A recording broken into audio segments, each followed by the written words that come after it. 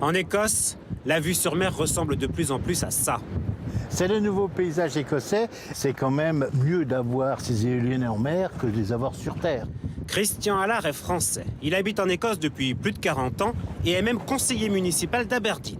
Il est très fier de ces éoliennes en mer parmi les premières du pays, situées à seulement 4 km de la côte.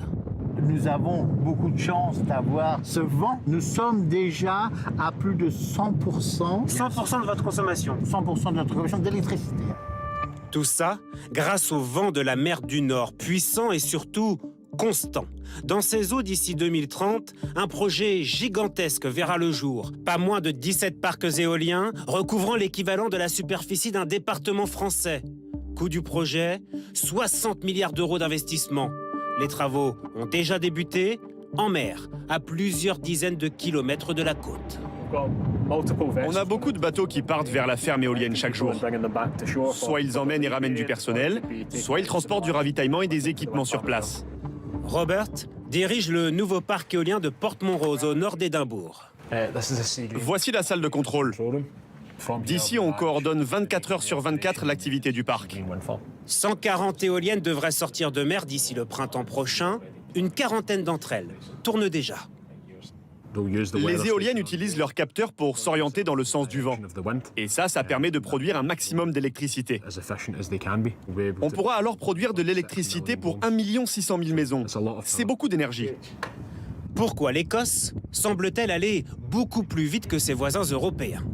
Bizarrement, c'est peut-être grâce au pétrole. L'Écosse est le pays d'Europe qui compte le plus grand nombre de plateformes pétrolières. Elles ont fait la richesse de la région d'Aberdeen. Nous retrouvons Christian Allard au terminal pétrolier de la ville. Nous avons un savoir-faire pour travailler en mer du Nord. Comme nous avons parié sur le pétrole dans les 70, nous parions maintenant sur les énergies renouvelables.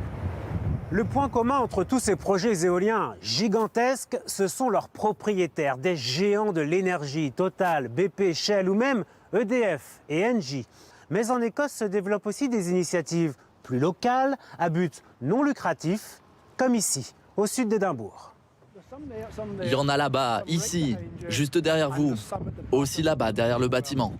Sur tous ces bâtiments, pas d'éoliennes, mais des panneaux photovoltaïques collaboratifs. Ils permettent aux habitants participant au programme de recevoir de l'électricité moins chère et plus verte. Ce sont des gens comme vous et moi, environ 600 personnes. Ils nous ont tous donné de l'argent. Ils ont acheté des actions, de 200 € jusqu'à 30 000 € pour certains. L'Écosse se donne 20 ans pour complètement tourner la page du pétrole. Le Parlement d'Édimbourg s'est engagé à n'émettre aucun gaz à effet de serre d'ici 2045.